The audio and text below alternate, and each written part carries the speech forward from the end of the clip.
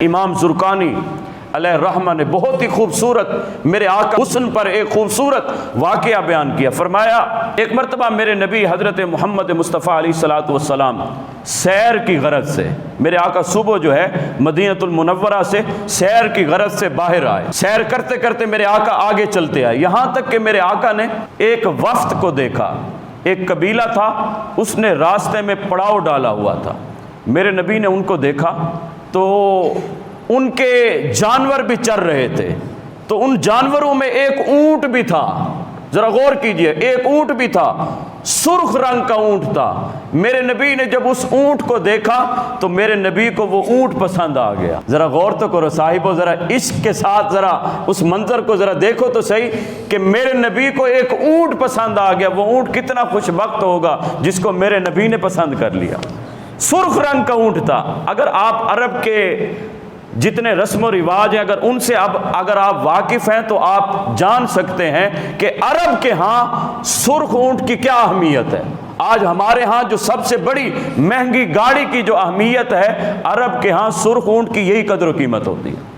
اب میرے آقا نے وہ اونٹ پسند کر لیا۔ میرے آقا ان قبیلے والوں کے پاس گئے، میرے آقا فرمانے لگے کہ یہ اونٹ مجھے پسند آ گیا، یہ بیچتے ہو؟ میرے آقا نے جب فرمایا نا کہ یہ بیچتے ہو، اب انہوں نے بیچنا تھا یا نہیں بیچنا تھا؟ میرے آقا نے جب پوچھا کہ بیچتے ہو تو انہوں نے کہا کہ ہاں ہم بیچتے ہیں۔ یہاں پر ایک عاشق نے کہا کہ میں دل ویچاں میں جگر ویچاں جے سونا محمد آ جاوے، نی میں اپنا سارا گھر ویچاں جے سونا محمد آ جاوے۔ کہا محمد آگے، ان کو پتہ نہیں تھا کہ یہ محمد ہیں، لیکن چہرے کو بھی دیکھا تھا، چہرے انور دیکھا تھا تو فریفتہ ہو گئے۔ کہا ہاں بیچنا ہے۔ کہا کتنے کا؟ کہا اتنے کا۔ سودا ہو گیا۔ اب میرے نبی نے فرمایا کہ دیکھو میں تو آیا تھا سیر کی غرض سے، میں کوئی یہ خریدنے کی غرض سے تو آیا نہیں تھا، تو اب راستے میں مجھے پسند آ گیا، لہٰذا یہ اونٹ مجھے دے دو، میں اپنے گھر جیسے ہی پہنچتا ہوں تو اس کی قیمت تمہیں بیچ دیتا ہوں۔ انہوں نے کہا ٹھیک ہے۔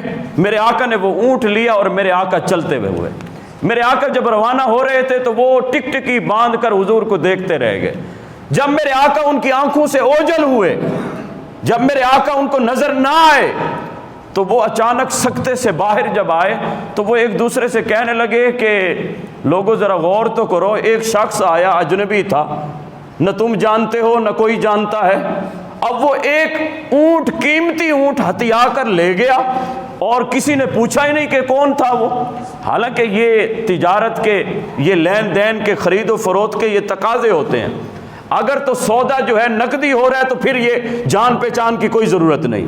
اگر سودا جو ہے وہ اس طرح عاریتن ہو رہا ہے، ادھار کا ہو رہا ہے، اگر بعد میں پیمنٹ دینی ہے تو پھر درمیان میں کوئی ضمانتی ہوتا ہے، وہ کہتے ہیں ہاں میں ضامن ہوں، اس کو دے دو میں ضامن ہوں، یا پھر اس کی کوئی چیز گروی رکھی جاتی ہے پھر اس کو سودا دیا جاتا ہے، یا پھر اس کے ساتھ جان پہچان ہوتی ہے۔ کہا نہ کوئی جان پہچان، نہ کوئی چیز گروی رکھی گئی اور نہ کوئی راستے میں ضامن ہوا، اور ہم نے کیا کر دیا، اتنا اونٹ قیمتی دے دیا۔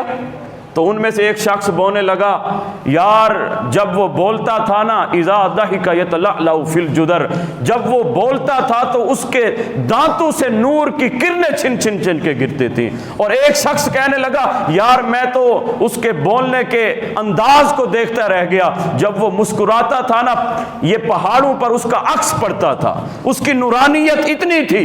اذا ضحک یتلألأ فی الجدر، فرمایا ایک شخص کہنے لگا، یار میں تو اس کی آنکھیں ہی دیکھتا رہ گیا، کیا خوب سجن دیاں اکھیاں نے، کیا خوب سجن دیاں اکھیاں نے، جے میں بھر کے سرائیاں رکھیاں نے۔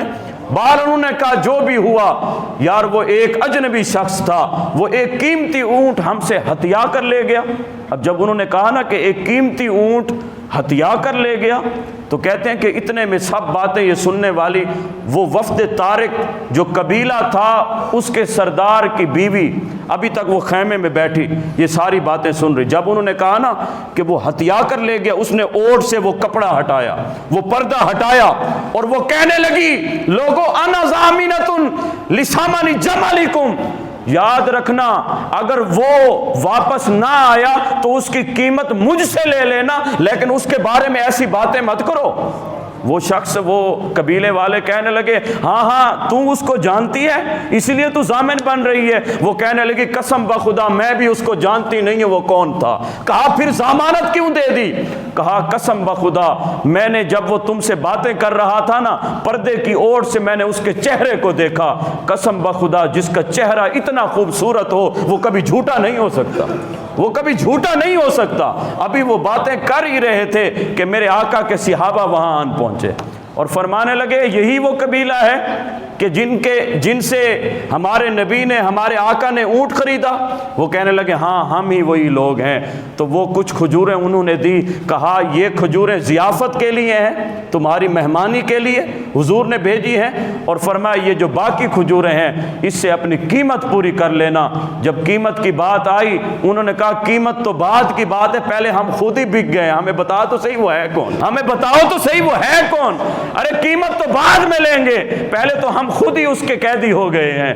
تو وہ صحابہ فرمانے لگے یہ نخلستان مدینہ ہے، یہ دیکھو یہ کھجوروں کا جو ریور تمہیں نظر آ رہا ہے، اس کے آگے چل کر دیکھو گے مسجد نبوی آئے گی، مسجد نبوی میں جو ہستی حضرت محمد مصطفیٰ علیہ الصلوۃ والسلام کے نام سے پہچانی جاتی ہے اسی ہستی نے یہ اونٹ خریدا ہے۔ حضرت امام زرقانی فرماتے سارا قبیلہ اٹھا، عورتیں بھی مرد بھی بچے بھی بوڑھے بھی، سارے قبیلے والے اٹھ کے میرے آقا حضرت محمد مصطفیٰ علیہ الصلوۃ والسلام کے قدموں میں آ کر انہوں نے اسلام قبول کر لیا۔ میں تک کے ادا تیری مرید ہو گئی۔